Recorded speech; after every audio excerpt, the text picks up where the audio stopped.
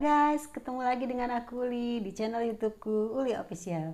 Guys, kamu lihat nggak tumbuhan-tumbuhan ini guys? Ini aku baru mau mulai bertanam ini.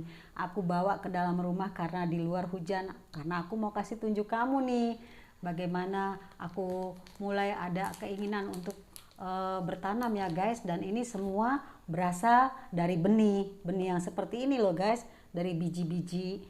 Nah, guys, melihat tanaman-tanamanku ini yang berasal dari benih guys, aku teringat akan kebenaran firman Tuhan yang juga membicarakan tentang benih. Kamu mau tahu guys apa?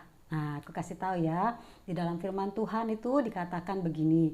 Ada seorang penabur. Dia menaburkan benihnya.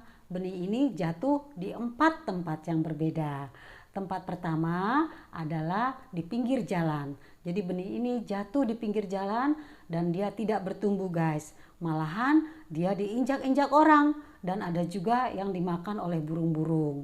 Terus benih yang kedua jatuh di tempat tanah yang berbatu-batu. Karena tanahnya tipis guys, dia tidak bisa berakar kuat dan akhirnya ketika matahari terbit dia menjadi layu dan kering guys.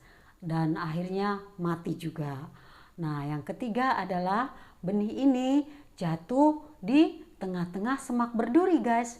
Dia tumbuh, tetapi semak berduri yang di sekitarnya itu tumbuh lebih cepat dan bahkan lebih banyak dan akhirnya menghimpit benih yang tadi guys. Nah, akhirnya benihnya tumbuh tetapi tidak berbuah. Yang keempat, benihnya jatuh di tanah yang baik guys. Benih ini jatuh di tanah yang baik, akhirnya bertumbuh dan bahkan berbuah berlipat kali ganda. Ada yang 100 kali lipat, ada yang 60 kali lipat, dan ada yang 30 kali lipat. Guys, kamu tahu nggak artinya perumpamaan ini? Di firman Tuhan yang lain, kebenaran tentang perumpamaan ini dijelaskan loh guys. Begini adanya artinya. Jadi benih ini adalah firman Tuhan. Ingat ya guys, benihnya sama. Benihnya tepat benih yang sama, jadi tidak yang berbeda-beda. Nah, benih ini ditebarkan. Nah, tempat penerimaan benih ini yaitu media tanamnya, seperti aku ini media tanamnya, itulah yang berbeda-beda guys. Nah, tempat itu adalah diri kita guys, tepatnya hati kita. Ketika benih ini jatuh di pinggir jalan, artinya firman Tuhan itu jatuh di dalam hati kita guys. Perumpamaannya adalah hati kita itu keras guys. Jadi firman Tuhan ini tidak ada artinya. Dan bahkan ada juga firman Tuhan yang diambil oleh iblis, dimakan oleh iblis. Artinya apa guys? Ketika firman Tuhan jatuh ke dalam hati kita, kita tetap mengeraskan hati.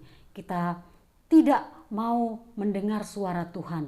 Akhirnya iblis mengambil firman Tuhan itu dan iblis membiarkan kita beribadah guys, tetapi iblis membuat kita tidak percaya kepada kebenaran firman Tuhan dan akhirnya kita tidak percaya dan kita tidak bisa diselamatkan.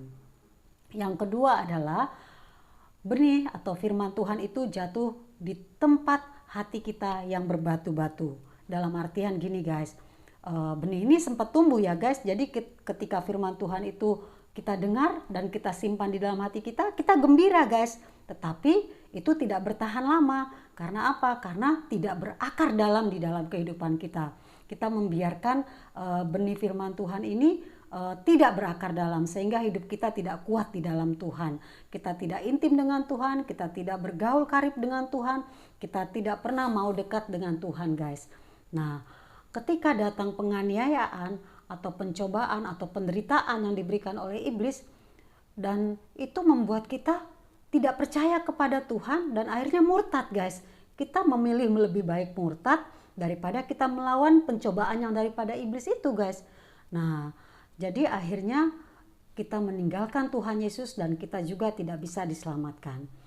Yang ketiga adalah benih itu, firman Tuhan itu jatuh di dalam hati kita dan benih ini firman Tuhannya itu bertumbuh guys. Tetapi ada yang bertumbuh lebih cepat dari firman ini, yaitu dikatakan semak duri. Semak duri ini adalah perumpamaannya adalah kekhawatiran dunia ini. Kekhawatiran dunia ini, kekayaan dunia ini, keinginan-keinginan duniawi kita yang lebih kuat daripada firman Tuhan ini diumpamakan seperti semak duri yang makin menghimpit iman percaya kita kepada Tuhan.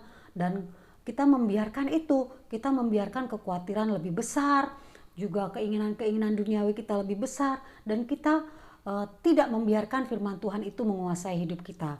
Akhirnya firmannya sih tumbuh guys. Kita dengar firman Tuhan tapi kita tidak berbuah.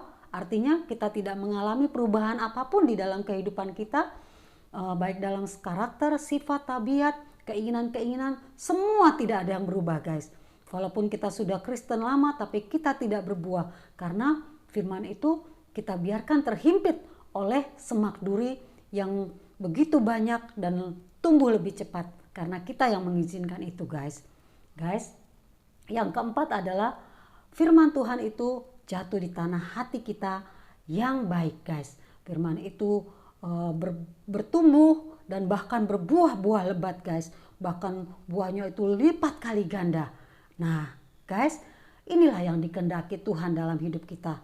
Ingat ya guys, benihnya itu sama. Tetapi penerimaannya atau hatinya ini yang berbeda guys. Nah, kita boleh renungkan lagi.